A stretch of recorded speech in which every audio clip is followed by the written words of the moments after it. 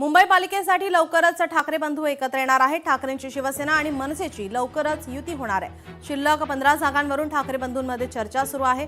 15 जागांचा तिढा सुटल्यावर युतीची घोषणा होणार आहे अशी माहिती सूत्रांकडून समोर येते। आपले प्रतिनिधी स्वप्नील जाधव आपल्यासोबत जोडलेले आहेत। स्वप्नील, आपण पाहतोय गेल्या काही दिवसांपासून ठाकरेंची शिवसेना मनसेची बैठक आपण पाहतोय। आज सुद्धा या संदर्भात काही बैठक होणार आहे का, काय अधिकची माहिती?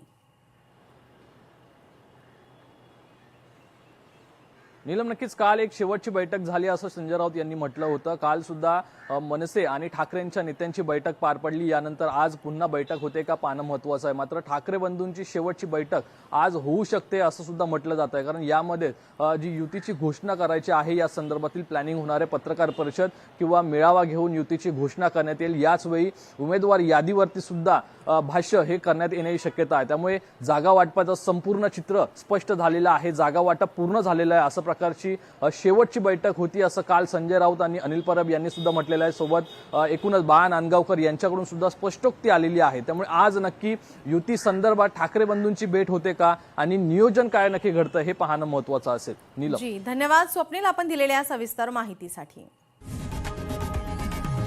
लोकशाही मराठी ऐका, पहा, जागरूक रहा।